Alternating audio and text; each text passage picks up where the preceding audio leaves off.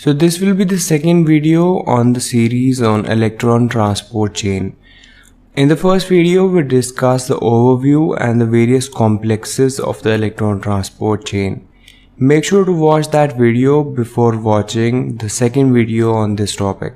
Also, make sure to watch the videos on Krebs cycle, glycolysis, as well as beta oxidation before watching this video.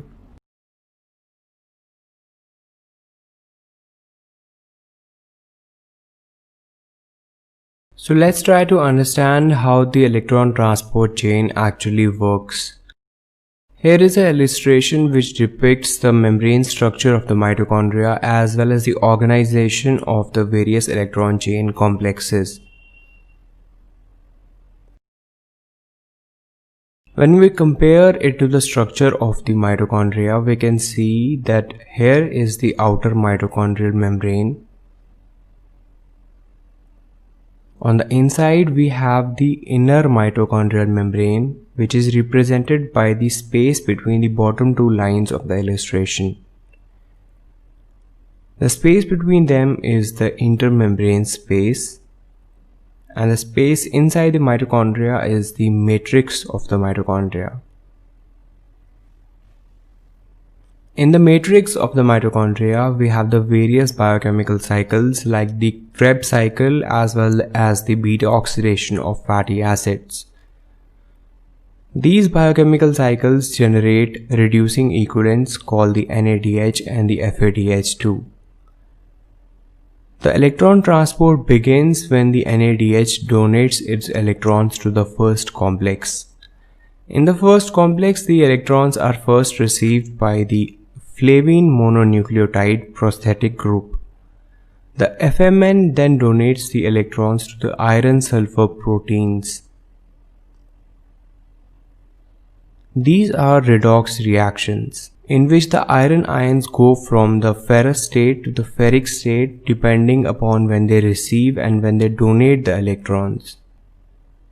In the next step, the iron sulfur proteins donate the electrons to coenzyme Q.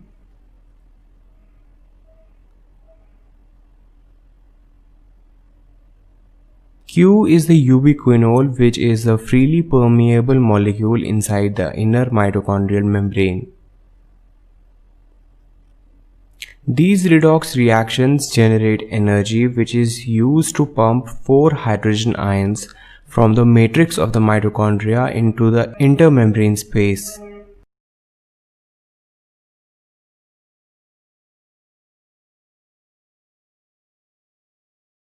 The coenzyme Q then combines with 2 hydrogen ions from the matrix of the mitochondria and gets converted to the reduced form of ubiquinol. Now coming to the second complex, which is the succinate dehydrogenase complex. This complex contains the enzyme succinate dehydrogenase. The succinate dehydrogenase catalyzes the conversion of succinate to fumarate in the Krebs cycle. This is an oxidation reaction which causes the generation of FADH2. The FADH2 stay inside the second complex and donate the electrons to the iron sulfur complexes of the complex 2. The electrons are then transferred to the ubiquinol in a similar way as the electrons are transferred from the first complex. The ubiquinol is a freely permeable molecule inside the inner mitochondrial membrane which is used to transfer electrons to the third complex. In the third complex, the electrons are first received by the cytochrome C1. The cytochrome C1 then transfers the electrons to iron sulfur proteins, which then donate the electrons to cytochrome B. These are all redox reactions. The electrons are then transferred to the cytochrome C, which is an intermediate protein used to donate electrons to the fourth complex.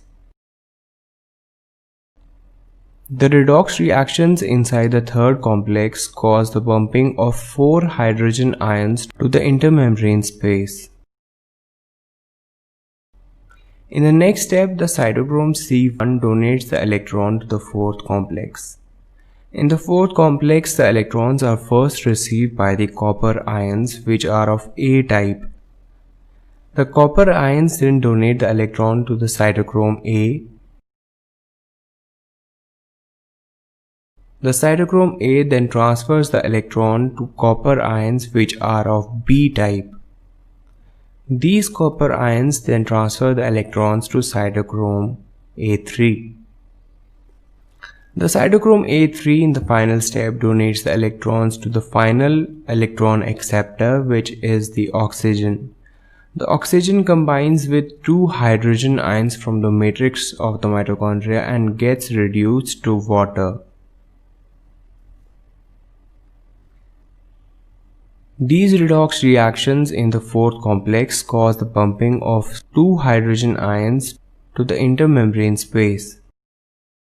All this pumping of hydrogen ions into the intermembrane space causes the generation of higher concentration of hydrogen ions into the inner membrane space as compared to the low concentration inside the matrix of the mitochondria. Inner mitochondrial membrane is an impermeable membrane to ions, so hydrogen ions cannot cross the membrane as such. Here comes the role of another enzyme called the ATP synthase. The ATP synthase is present inside the inner mitochondrial membrane and it uses the flow of hydrogen ions from higher concentration to the lower concentration to generate energy. This energy is used to phosphorylate adenosine diphosphate to adenosine triphosphate. This is the basis of generation of energy inside the body. The working of ATP synthase can be compared to the working of a hydroelectric power project. The water that is collected behind the dam can be compared to the hydrogen ions in a higher concentration in the intermembrane space. The turbines of the dam can be compared to the enzyme ATP synthase. When the water flows from a height which is compared to the flow of hydrogen ions from a higher gradient to the lower gradient, this causes the spinning of turbines inside the dam, which can be compared to the functioning of ATP synthase. The power is generated inside the dam, which can be compared to the adenosine triphosphates generated through the ATP synthase. So this was the mechanism of working of the electron transport chain. Now let's talk about the various energy calculations for per molecule of glucose that passes through the biochemical cycles of glycolysis, Krebs cycle as well as the electron transport chain. In glycolysis, when glucose is converted to pyruvate, we get a net of 2 ATPs and 2 NADH. In the next step, when pyruvate is converted to acetyl-CoA, we again get 2 NADH. In the Krebs cycle, when glucose passes through one cycle of Krebs cycle, it gives 2 GTPs, which are energy equivalent to 2 ATPs. We also get 6 NADH and 2 FADH2. All these reducing equivalents are then metabolized in the electron transport chain. In the electron transport chain, we metabolize the 2 NADH from glucose to pyruvate conversion. Also the 2 NADH we get from the conversion of pyruvate to acetyl-CoA, and the 6 NADH and the 2 FADH2 we get from the Krebs cycle. In the electron transport chain, for every 4 hydrogen ions that flow through the ATP synthase, 1 molecule of ATP is generated. So when 4 hydrogen ions pass through ATP synthase, it is utilized for the phosphorylation of 1 molecule of adenosine diphosphate.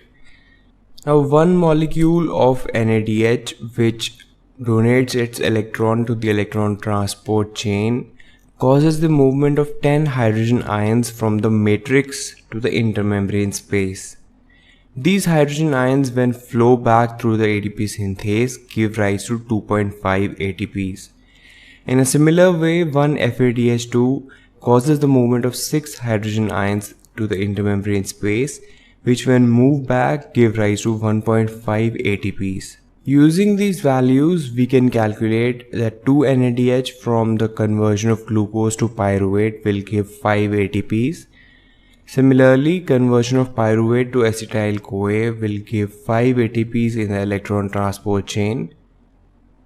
6 NADH we get through the Krebs cycle will give rise to 15 ATPs, and the 2 FADH2 of the Krebs cycle gave rise to 3 ATPs. In a total, we get 20 ATPs from the Krebs cycle. We get 7 ATPs from the conversion of glucose to pyruvate in glycolysis, and we get 5 ATPs from the conversion of pyruvate to acetyl-CoA. In a total, we have 32 ATPs per molecule of glucose which passes through all these biochemical cycles. So this was all about the electron transport chain and the energy production. Thank you so much for watching this video.